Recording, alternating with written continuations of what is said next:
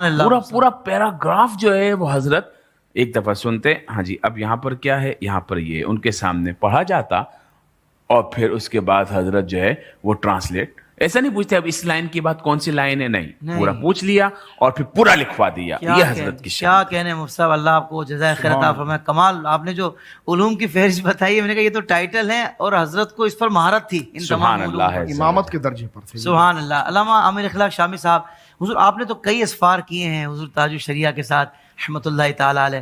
میں چاہوں گا آپ خاص طور پر ارشاد فرمائیں کہ اعلیٰ حضرت امام اہل سنت کے بعد عرب دنیا میں حضور تاج الشریعہ نے کیسے اپنے جد اعلیٰ کے نام اور کام کو زندہ رکھا؟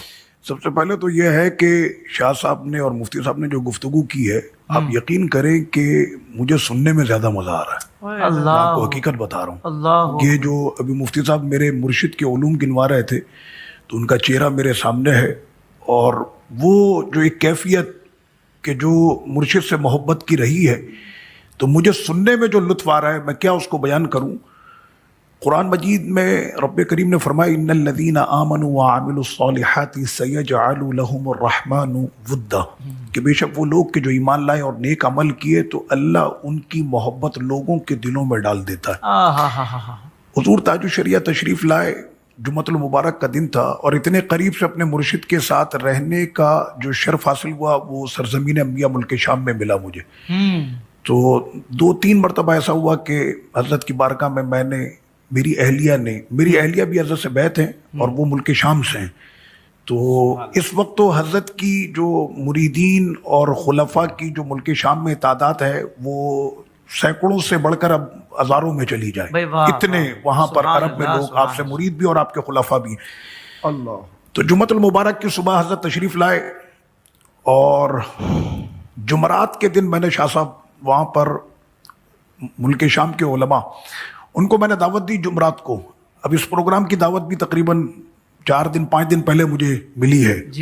تو ایک دن پہلے اگر آپ کسی کو دعوت دیں وہ کہے گا اب تم کو یاد آ رہا ہے. وہ بھی شام کو جب مجھے کنفرم ہو گیا کہ حضرت بریلی شریف سے دبئی پہنچ چکے ہیں، تو اس لیے کہ پہلے بھی یہ ہوا تھا کہ دعوت دے دی اور اس کے بعد پھر حضرت کی مصروفیات کے پیش نظر حضرت تشریف نہ لا سکے. تو میں نے اس دفعہ یہ سوچا کہ حضرت جب بریلی شریف سے دبئی یا کہیں پہنچ جائیں گے پھر میں دعوت دوں گا. تو شام میں ساری چیزیں تیار تھیں، علماء کرام کو دعوت دے دی. دوسرے دن اب مجھے یہ تھا کہ ایک دن پہلے دعوت دیا، مفتی دمشق ہیں تو مفتی شام ہیں تو فلاں ہیں، تو وہ اب جنہوں نے ہدایت شریف کی شرح کی ہے، ہدایت شریف کی شرح جنہوں نے کی ہے ایسے علماء، شیخ عدنان درویش، اور اسی طرح سے جو اکابر علماء کرام، مجمع شیخ احمد کفتارو کے پرنسپل ڈاکٹر صلاح الدین کفتارو، یہ مفتی اعظم شام کے بیٹے ہیں. اس کے علاوہ شیخ عبدالعزیز خطیب حسنی جو ہمیشہ تشریف لاتے ہیں جی، اور ابھی انشاءاللہ 15 جون کو پھر تشریف لا رہے ہیں. 2 ہفتے کے بعد انشاءاللہ حضرت تشریف لا رہے ہیں. تو یہ اکابر علماء کرام، شاہ صاحب وہاں پر ایک خاندان ہے، اور اس خاندان کے علماء کو یہ جو ہے ملکہ حاصل ہے کہ وہ انصاب کا علم رکھتے ہیں. ماشاءاللہ. تو وہ انصاب کا علم رکھنے والے جیسے آل کتانی، کہ جن کے دادا کا جو تقریر ہے دادا کی، سیدنا شیخ جعفر علی الکتانی، الدولت المکیہ بالمادۃ الغیبیہ پر ان کی تقریر ہے. تو ان کے خاندان کے جو پڑ پوتے ہیں ابو الخیر محمد علی کتانی، وہ بھی موجود تھے وہاں پر. تو یہ سارے علماء کرام اس دن وہاں پر تشریف لائے. تو مجھے بڑی حیرت ہوئی کہ اتنی جو ہے وہ کم وقت میں اور اتنے علماء کرام کا آ جانا. جو کاؤنٹنگ ہم نے کی تھی وہ تقریباً 114 علماء کرام، مفسر، محدث، فقہا. اور یہ میں ان علماء کی بات کر رہا ہوں کہ جیسے حضرت نے فرمایا نا مفتی صاحب نے کہ علم میراث، علم فرائض جو ہے وہ آدھا علم ہے. تو وہاں پر ایسے علماء موجود تھے کہ جن کے علم فرائض، میراث پر لکھی ہوئی کتابیں دنیا کی یونیورسٹیوں میں ٹرانسلیٹ کرا کے پڑھائی جاتی ہیں. اچھا، وہ علماء وہاں پر موجود تھے. مرجع علماء ہیں. جی، یہ سارے اکابر علماء کرام وہاں پر موجود تھے. سب سے آخر میں اس بات کے گواہ ہمارے شیخ ابو القاسم ضیائی صاحب بھی، وہ بھی وہاں پر موجود تھے. تو اچھا وہ تو ہے نا، میں نے جو آیت پڑھی کہ اللہ ان کی محبت لوگوں کے دلوں میں ڈال دیتا ہے. حضرت تشریف لائے تو میں نے اجازت لی تھی وہاں پر گورنمنٹ سے کہ ہمیں ایئرپورٹ کا جو ایک ہوتا ہے VIP روم ہوتا ہے، تو اس کے لیے اجازت یہ ملی تھی کہ میں دمشق سے میں آؤں گا اندر، اور وہاں سے صرف میرے مرشد تشریف لائیں گے. ٹھیک ہے. تو جس کو VIP لانچ کہتے ہیں. تو انہوں نے وی آئی پی لانچ نہیں بلکہ ہمیں وہ لانچ دیا جو ان کے پریسیڈنٹ کے لیے تھا. اچھا میں آپ کو حقیقت بتا رہا ہوں, میں نے تو وی آئی پی لانچ کے لیے بات کی تھی, لیکن جب میں وہاں پہنچا تو پتا چلا کہ نہیں جناب, پریسیڈنٹ صاحب والا جو روم ہے وہ حضرت کے لیے تھا. واہ واہ واہ. یہاں سے حضرت کے لیے جو دمشق میں طلبہ تھے اور علماء تھے تو تقریباً کوئی 50 سے 60 یہاں سے اندر داخل ہوئے ایئرپورٹ میں, اور وہاں سے حضرت کے ساتھ جو پورا وفد آیا تھا وہ بھی اسی کمرے میں. لگ ایسا رہا تھا کہ یہ دمشق ایئرپورٹ میرے مرشد کی جاگیر ہے. بھائی کیا کہنے, واہ بالکل ایسے ہی یہ منظر جو میں بیان کر رہا ہوں یہ اس کے متعدد گواہ. اس کے بعد وہاں پر ایک معاملہ یہ ہوا کہ لنکا کا ایک شخص تھا جس کو ہم سری لنکا کہتے ہیں, وہ پیچھے پڑا ہوا ہے, مجھ کو آنا ہے مجھ کو آنا ہے. میں جب بھی پاسپورٹ اس کا دوں ویزے کے لیے وہ اس کو ریفیوز کر دیں. اس نے پھر ٹکٹ کوئی ایسا بنایا کہ میں یہاں آؤں گا, اگر آنے دیا تو ٹھیک ہے, نہیں تو پھر میں یہیں سے واپس ہو کے دبئی, اور دبئی سے میں چلا جاؤں گا. تو وہ میرے پاس آیا, آ کر مجھے کہنے لگا عامر صاحب آپ ہیں؟ میں نے جی, اور رونے لگا. میں نے اپنے مرشد کے ساتھ ملک شام کی زیارت کرنی ہے. تو میں نے کہا ٹھیک ہے حضرت سے عرض کرو. اب وہ حضرت کے قدموں میں بیٹھ کر کہتا ہے کہ حضرت آپ کہیں نا عامر بھائی کو میرا ویزا لگوا دیں. 2 مرتبہ میں اس ویزے کو امیگریشن میں دے چکا ہوں, دونوں مرتبہ ریفیوز ہوا ہے کہ ہم نہیں دے سکتے اس کو ویزا. جمعے کا دن ہے, ایئرپورٹ پر کوئی بھی بڑا افسر نہیں ہے جس کے پاس اتھارٹی ہو. حضرت نے فرمایا کہ عامر صاحب, عامر اس طرح سے کچھ, عامر جائیے اور جا کر ان کا ویزا لگوا دیں. تو میں لے کر گیا تو وہاں پر کلرک بیٹھا ہوا ہے جس کے پاس اتھارٹی بھی نہیں ہے. اس کو میں نے پاسپورٹ دیا, اس نے اسٹیمپ لگائی, انٹری کی, نیچے عربی میں لکھ دیا 4 دن کی اجازت ہے, کیونکہ حضور کا وہاں پر قیام 4 دن کا تھا. اللہ اکبر. میں وہاں سے واپس آیا تو حضرت نے فرمایا اوکے, میں نے جی حضور ہو گیا کام. اچھا یہ صبح میں حضرت تشریف لائے. کلرک کو پتا تھی کہ حضرت کا بھی 4 دن کا قیام ہے؟ نہیں اس کو نہیں پتا, کچھ نہیں پتا, اس کو تھوڑی پتا ہے. واہ واہ واہ واہ. اس کے پاس تو اتھارٹی بھی نہیں ہے ویزا دینے کی. دفتری آدمی ہو تو دفتری آدمی. ہاں وہ کلرک تھوڑی دے سکتا ہے, جرنل کا کام ہوتا ہے, جرنل ویزا دیتا ہے, کلرک کا کام نہیں ہوتا. واہ واہ واہ. اور جمعے کا دن وہاں چھٹی ہوتی ہے جمعے کو. بہت اچھے, واہ. تو صبح حضرت تشریف لائے کو 10 بجے کے وقت دمشق, اور رات میں مغرب کے بعد حضرت کی جو ہے وہ نشست تھی علماء کرام کے ساتھ. تو 114 کے قریب میں نے بتایا نا کہ آپ کے علماء کرام. آخر میں تشریف لائے مفتی دمشق, فقہ حنفی کے بہت بڑے عالم مفتی دمشق, ڈاکٹر عبد الفتاح البزم. ڈاکٹر عبد الفتاح البزم, میں نے شاہ صاحب ایسے روب والا شخص میں نے نہیں دیکھا. یعنی علماء کرام کے اندر جو روب ہے ان کا, اور ان کا انٹرنیشنل یونیورسٹی ہے مجمع الفتح الاسلامی کے نام سے. تو ہمارے یہ جتنے بھی شامی آپ کو پاکستان میں نظر آتے ہیں, ہندوستان میں نظر آتے ہیں, جن کے نام کے ساتھ شامی لگتا ہے, یہ سارے اسی ادارے کے پڑھے ہوئے ہیں. صحیح. تو انہوں نے مجھے فون کیا. پہلی بات تو یہ ہے کہ یہ ان کی بارگاہ میں شاید توہین ہی ہوگا کہ 1 دن پہلے میں نے ان کو دعوت دی ہے. انہوں نے مجھے مغرب کے وقت فون کیا اور فرمایا کہ مرشد آ گئے آپ کے. میں نے جی حضرت تشریف لے آئے. کہاں پر ہے حضرت؟ میں نے کہا فلاں جگہ پر. بی بی سیدہ زینب پاک رضی اللہ عنہا کا جو مزار شریف ہے بالکل اس سے متصل حضرت کی جو ہے وہ رہائش تھی. واہ واہ. سبحان. وہ ایک فارم ہاؤس تھا, اس میں حضرت. تو مفتی دمشق تشریف لائے. مجھے حیرت ہے کہ جمعے کے دن یہ تشریف لیا ہے, وہ بھی اس علاقے میں. اچھا وہاں پر شاہ صاحب یہ ایئرپورٹ کا راستہ ہے, تو ایئرپورٹ کے راستے میں ویسے بھی سناٹا ہوتا ہے. تو حضرت کی آمد سے ایک شخصیت کو تو آپ بھی جانتے ہیں, شیخ سید صباح, جو سیدنا امام موسیٰ کاظم رضی اللہ عنہ کے مزار شریف اور آپ کے خاندان سے ہیں, اور بغداد شریف میں جو آپ کے امام ابو یوسف رضی اللہ عنہ کے مزار شریف کی متولی شیخ سید صباح جی. یہ 2 دن کے بعد اچانک رات میں تشریف لائے. ہم حضور کے قدموں میں بیٹھے ہوئے تھے, تو دروازہ کھولا, کسی نے دیکھا تو سید صباح آ رہے, اور آتے مجھے کہا شیخ عامر انا زعلان منک, میں تم سے ناراض ہوں. میں نے کہا حضور, کہنا اللہ کے ولی آئے اور تم مجھے بتا بھی نہیں رہے. اللہ. تو میں نے کہا کہ حضرت اچھا میں صرف اس وجہ سے ڈر رہا تھا, مرشد ہمارے ہندی جنسیہ, نیشنلٹی ہندی, میں پاکستانی. حضرت کے ساتھ آنے والی تقریباً 5 سے 6 نیشنلٹیاں اور تھیں. بیٹھے ہم شام میں, شیخ صبا کا پاسپورٹ عراقی. تو میں نے کہا ان کو دعوت دینے سے کہ ایسا نہ ہو کوئی سرکاری معاملات ہو جائے, اس وجہ سے میں نہیں.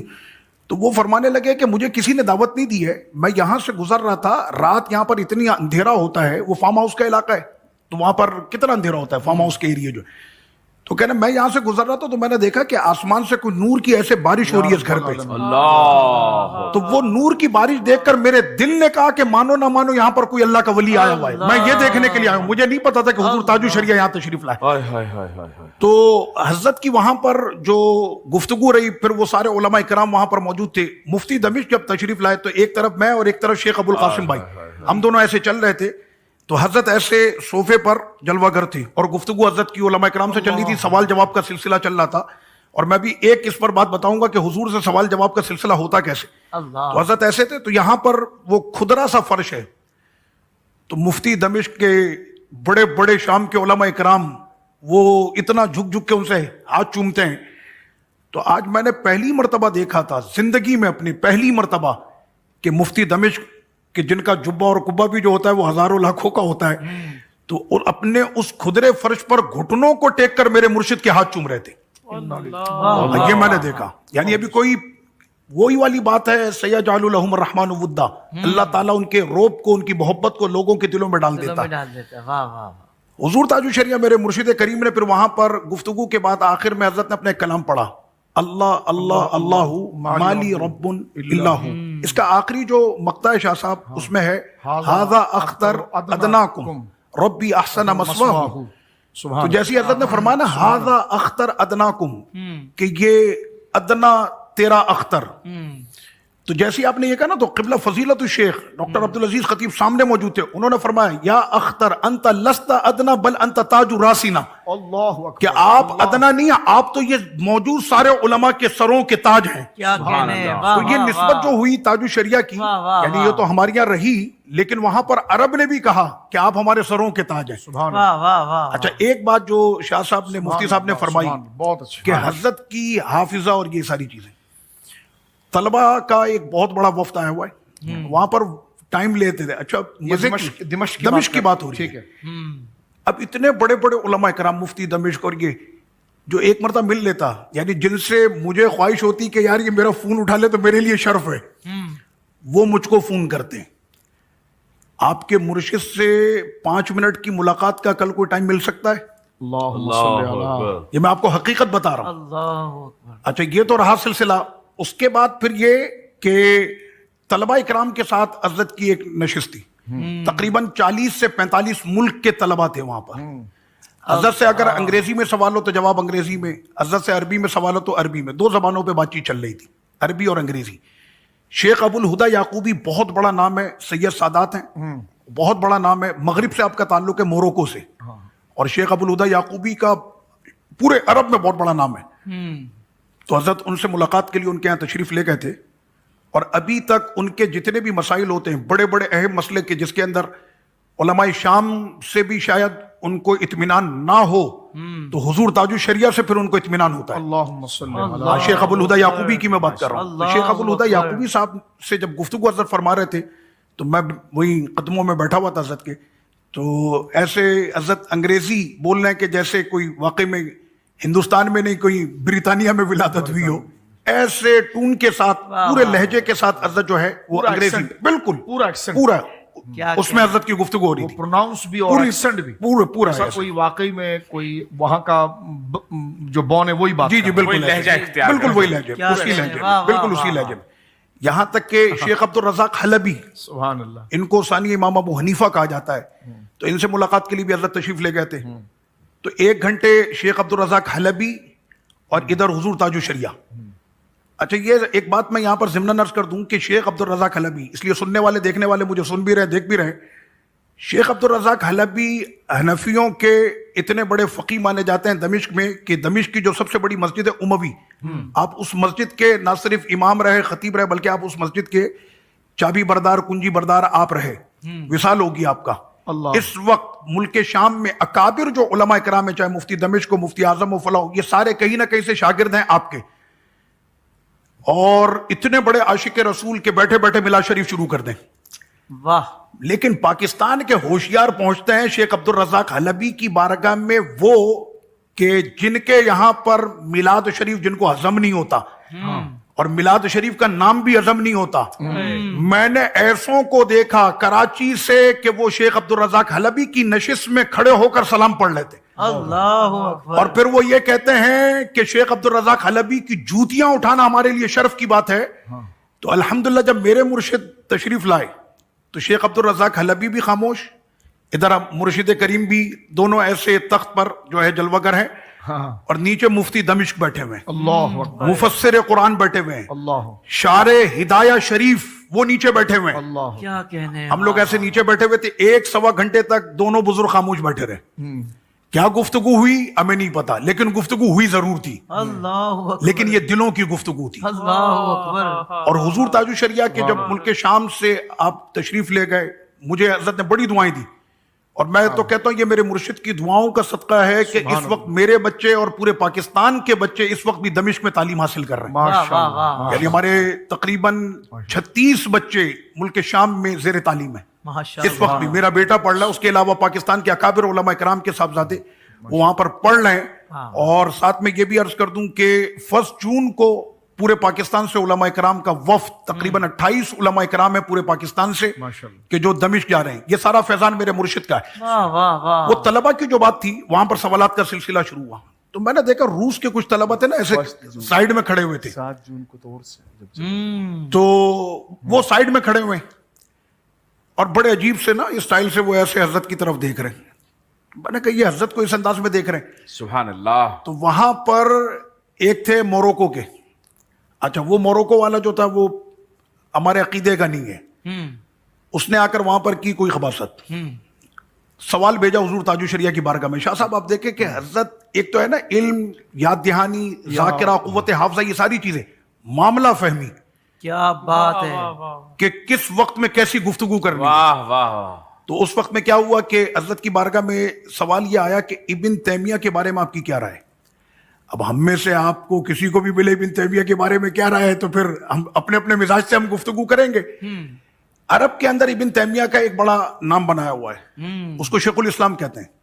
وہ کہتے ہیں ٹھیک ہے اس کے معاملات یہ تھے، وہ دال ہے، وہ مدل ہے، وہ فلاں ہے، لیکن علم کا بہت بڑا جو ہے نا وہ زیر بخار تھا. یہ حضور تاج الشریعہ کی بارگاہ میں اس نے جان کر یہ سوال پیش کیا کہ حضرت ابھی اس کی کھچائی کریں گے، اور جو حضرت کا جو ایک یہاں پر لوگوں کے دلوں کے اندر محبت کا یہ جال جو ایک بنا ہے یہ ٹوٹ جائے گا. اس نے مکاری کی اور جان کر یہ سوال بھیجا. اب مرشد کریم کا جواب سنیں، کتنے پیارے انداز میں حضرت نے بڑے تحمل کے ساتھ جواب دیا. فرمایا کہ ابن تیمیہ یہ حوران کا رہنے والا تھا. حوران وہی قریب میں جہاں پر امام نووی رحمۃ اللہ علیہ کا مزار ہے، نوا کے قریب حوران ہے. تو فرمایا کہ یہ حوران کے رہنے والے تھے.